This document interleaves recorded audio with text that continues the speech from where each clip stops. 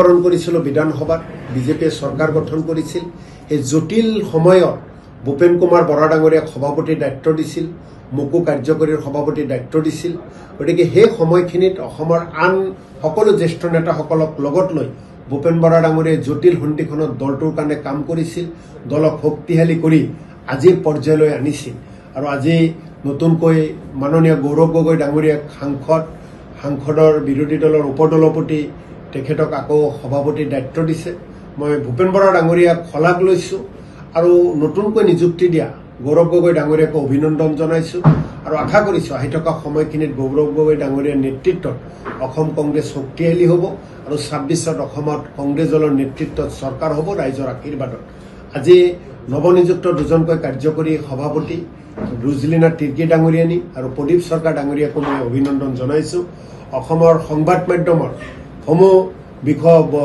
বন্ধু বান্ধৱীসকললৈ সংবাদ মাধ্যমৰ সমূহ পৰিয়ালবৰ্গলৈ ধন্যবাদ আৰু কৃতজ্ঞতা জনাইছোঁ যোৱা সময়ছোৱাত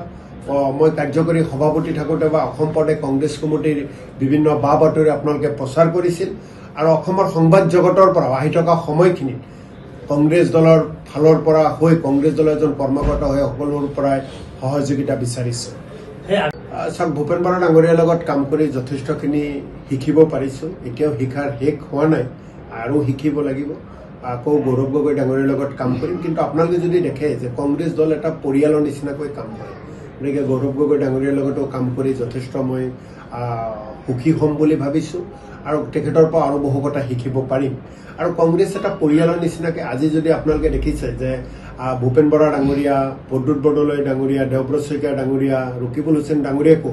২৬ৰ বিধানসভা নিৰ্বাচনক লক্ষ্য ৰাখি তেওঁলোককো বিভিন্ন দায়িত্ব দিছে গতিকে নিশ্চিতভাৱে কংগ্ৰেছ এটা পৰিয়ালৰ নিচিনা আৰু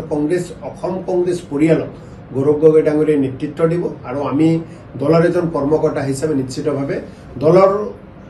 ভেটি শক্তিশালী কৰাৰ কাৰণে আৰু ২৬ৰ ৰণত জয়যুক্ত হোৱাৰ কাৰণে নিশ্চিতভাৱে নিজকে নিয়োগ কৰিম আৰু যিমান পাৰিম মনে প্ৰাণে চেষ্টা কৰিম দলটোক কেনেকৈ আগুৱাই লৈ যাব পাৰোঁ ৰাইজৰ হকে কেনেকৈ কাম কৰিব পাৰি ৰাইজৰ হকে কেনেকৈ এই অসমীয়া জাতিক আমি কেনেকৈ ভালকৈ শক্তিশালী কৰি গঢ়িব পাৰোঁ তাৰ কাৰণে নিশ্চিতভাৱে আমি কাম